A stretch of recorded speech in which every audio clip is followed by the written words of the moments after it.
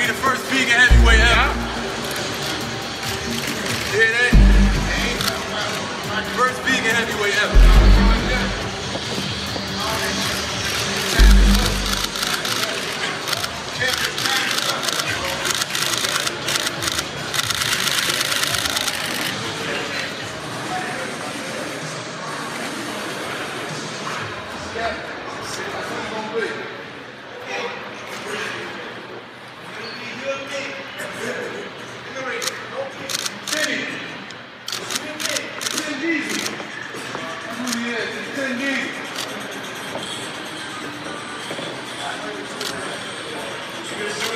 Right here.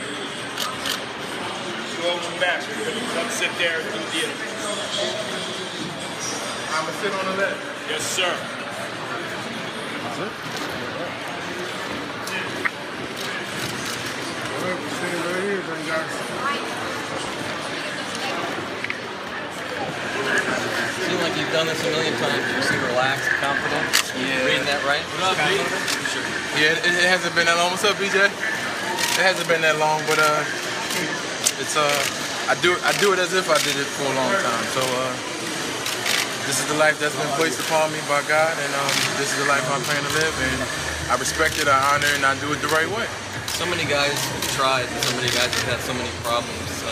What will be different this time? So many guys have tried everything, and so many guys have had so many problems. But it's the ones that never gave up. It's the ones that pushed through it all to become the top. Every champion was once a contender. That's what it is. It's that level now. It's that peak, and now I have to exceed that level and be at the top. Some people have said that you had some problems against Perez. You got through the fight. You gutted it out. You won the fight. But it's a big step to go directly to Klitschko. What's your reaction? Styles make fights. Perez is a very active, and he's a very skilled fighter. With a lot of experience, and he's not Wladimir. Vladimir's a different type of fighter. Wladimir is also skilled and whatever, but he's a different type of fighter. So therefore, it's a different type of fight. Styles make fights. We all know that. How do you get inside that one? How do we get inside of that? How do we get inside of mine? You know what I'm saying? It's just like, just because he's so dominant at his, don't mean I can't be dominant at mine. So we'll see. Look, the referee is going to have a big job. New York crowd is not going to tolerate Klitschko throwing one punch and just grabbing Jennings around or leaning all his weight on him and tire him out. I'll make sure that I speak to the referee. I've already spoken to the New York Commission. So he'll have a big job.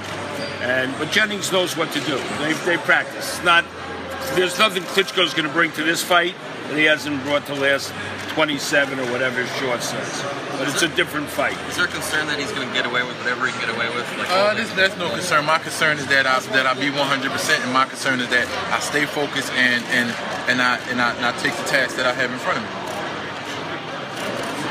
Do you ever think the guy who does beat Klitschko, it's going to be so monumental? Do you think about that? How it would change your life and that kind of thing? Yeah, I think about it. I'm already living it. I've spoken into existence, and when it's done, when it happens, I want to see and hear from every one of the doubters, because people doubt it just for the simple fact that they just don't believe in greatness. They don't believe in history being made. Period. They're not a fan of me. They're not even a fan of Klitschko. They're just a fan of hate, and they're just a fan of non-believers. It's something that I've been dreaming about since I stepped into the ring in 2009.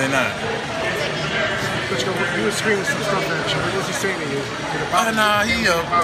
Klitschko's a very professional athlete. He knows exactly what he's doing, and I know exactly what I'm doing, and I know exactly what he's doing. So it's just like, I know all the little head tricks and all of this. He knows exactly what he's doing. He's been in this a whole lot of times, trying to get in somebody's head, trying to do all of that. I'm not worried about that. What I do, I entertain it, and that's the way I live my life, period. Somebody come to me with some crazy stuff, I come right back at you with some sarcasm, some smarts. And if you want to fight, then we can fight.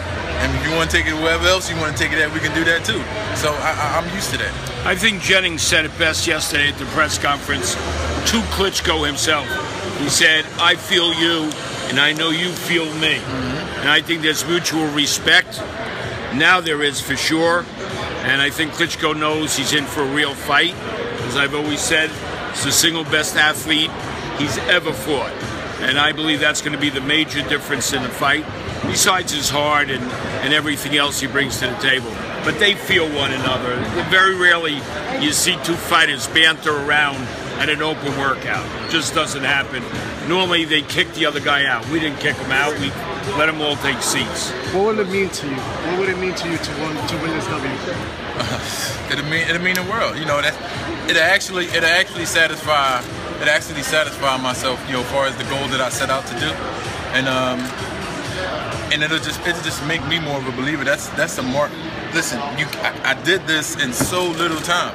And when I first started, I had the goal, and I never let up off of the goal. I never said, nah, I think I'll quit. Nah, I don't think I want to. Nah, I went straight at it. It was tunnel vision from the beginning all the way up until now. And I never believed that type of focus was even possible in one human being. I did it, and I reflect over the time that I did it, and I look at it, and I just keep patting myself on the back. And I'm just like, well, damn, I am that one human being that I've lived it myself, so I believe it. So if somebody else want to come along in the near future and do it, I can believe in them as well. I made myself a believer through all mankind. Do you think you're still evolving, still developing? Yes. Yeah, I think I'm still developing. I'm definitely still evolving. There's definitely still a lot of things that I have to learn, and but when you're going at this pace, you settle for what you settle for, you get it done, and then on your off time, you work on getting it better and better and better. You get better and better and better. I'm not taking away from my performance time, to study. I'm actually on it. It's like on the job training. How do you prepare for Klitschko's size and reach? I'm an athlete, so I've been around athletes all my life, and Allen Iverson was one of the most dominant players, in the NBA at one time, 6 feet. So it's just like, wow, he went up against Shaquille O'Neal and all the other big towers. So the size don't really mean anything. But as far as in boxing, this is what this is what we are. This is what heavyweights. It's not like we have to make weight and we're the same weight. This is what we practice. This is what we prepare for when we train. We know that the limit of weight is unlimited.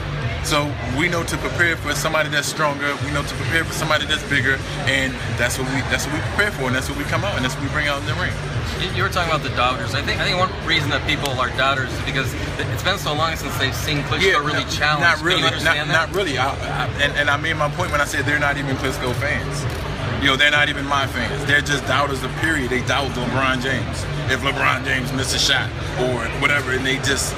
You can see it through social media. The world is, the 7 degrees of separation is really just like literally just went down to pretty much just one degree. You can hop on somebody's Twitter and then you can express yourself through it. And as you read and as you look at how the world is evolving, these people have no conscience. They don't know. They just want the attention. They say anything. They talk about people's kids, for Christ's sake. They talk about babies. They talk about. They make a joke of everything. They have no filter. These people don't matter. They don't care. What matters is who I do it for. Who's a part of my team. Who's a part of my life. My supporters. My real supporters. And that's about all. And my family and stuff like that. So other than that, nobody else's opinion really matters to me anyway.